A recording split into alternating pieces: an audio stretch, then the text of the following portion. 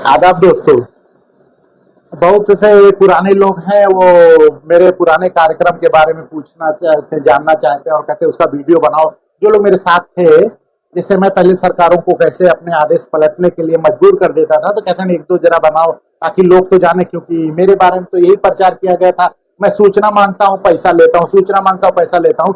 हालांकि जब से मैंने वीडियो बनाना शुरू किया तब से वो छवि खत्म हुई, वरना मैं अपना पक्ष रख नहीं पाता था। लोग जो चाहे वहीं बताते रहते थे। बलात्कार उत्कार के मुकदमे भी लिखवाते रह गए, कोई हरजन मेहरा रो रो लेके। लेकिन अब खैर वो जब से वीडियो बनाया तब से वो सब खत्म हो गया। तो लोग बताते थे कि जैसे आप सरकार के से आदेश पलटवाते थे, उसके बारे में कुछ बताइए। तो आज बताता हूँ। एक बेरोजगारी भत्ता बहुत फ्री योजना थी, नौजवानों को बेरोजगारी भत्ता सरकार ने देना चालू किया था। तो मैं उसके खिलाफ था। मैं पहले बता दूं खिलाफ क्यों था, उसके बाद कैसे रुकवाया, क्या क्या किया, वो मैं बाद में बताऊंगा। तो खिलाफ होने के पीछे रीजन था कि मेरे गांव में भी दो तीन लोगों को मिल रहा था रुपया, और वो बच्चे फिर सऊदी नहीं गए क्योंकि वो पढ़े लिखे थे लेकिन नौकरी वोकरी लायक नहीं थे। तो सऊदी जाना था उन लोगों को, तो पता चला उसी वक्त ये योजना चली। उन्होंने फॉर्म भर दिया, उनका बेरोजगारी भत्ता आने लगा। तो विदेश तो जा नहीं सकते, तो मुझे बड़ा बुरा लगा। सऊदी जाते तो कम से कम 24,000 रुपया महीना कमाते, चक्कर में ही पड़े हैं। और चौराहे पे चाय पी के पान खाते सड़क गंदी करते हैं, इनके लिए पूरा इंतजाम करना पड़ता है सरकार को। तो फिर मैंने उसकी आरटीआई लगाई कि बेरोजगारी भत्ता के आवेदन का फॉर्मेट क्या था वो दे दीजिए, और कितने लोग भरे, कैसे कैसे क्या हुआ। तो वो जो फॉर्मेट आया उसमें था कि बेरोजगारी भत्ता के लिए आवेदन में आय प्रमाण पत्र अनिवार्य डॉक्यूमेंट। तो हमने अपने जितने लोगों को पास हुआ उतने का मैंने मांगा था, तो मिला आवेदन। तो सबने बेरोजगारी भत्ता में वो आय प्रमाण पत्र लगाया था। तो किसी का भी 46,000 से कम आय नहीं थी, वार्षिक आय। तो मैंने कहा कि वार्षिक आय 46,000 है तो बेरोजगार कैसे? जिस देश में महात्मा गांधी राष्ट्रीय ग्रामीण रोजगार गारंटी योजना चलती है, साल में 10,000 कमाने पे तो रोजगार गारंटी योजना है, तो जिस 46,000 रुपया इसकी आय साल की है, तो ये बेरोजगार कैसे हुआ?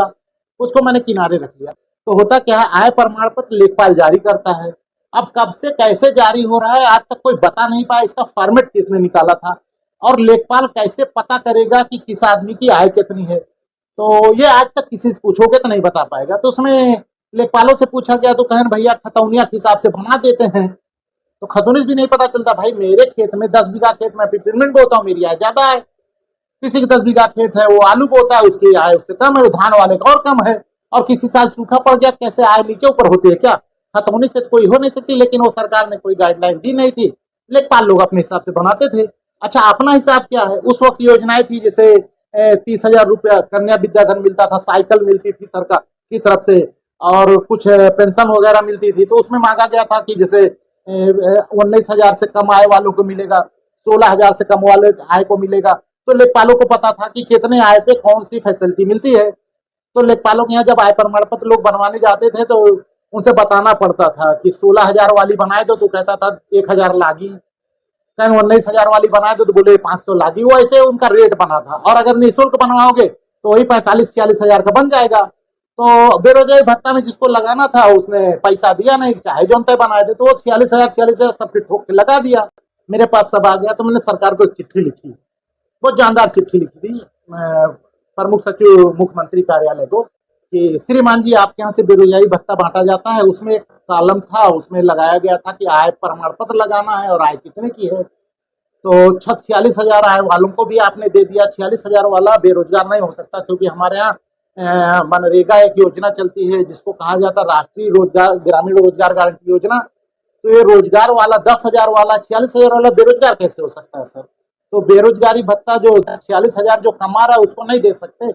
इसको आप देखिए कैंसिल कर दीजिए, नहीं तो मैं कोर्ट कचहरी चला जाऊंगा। मैंने चिट्ठी इतनी अच्छी लिखी थी और सबूत लगाया था, तो उसमें बेचारे भौरिया गए। अब क्या करें यार, तो वो गलती तो कर चुके, 2 साल बांट चुके। अब रोक देते तो ठीक, वरना मैं कोर्ट चला जाऊंगा, रिकवरी करा दूंगा। श्रीमान जी जितने लोग आय वाले हैं, जिनके आवेदन के साथ 46,000 आय लगी है, उनका तो कैंसिल करके उनकी रिकवरी कराओ। जो लोग बेरोजगार हैं बेचारे जीरो आय वाले, उनको दे दिया जाए, मुझे कोई दिक्कत नहीं है।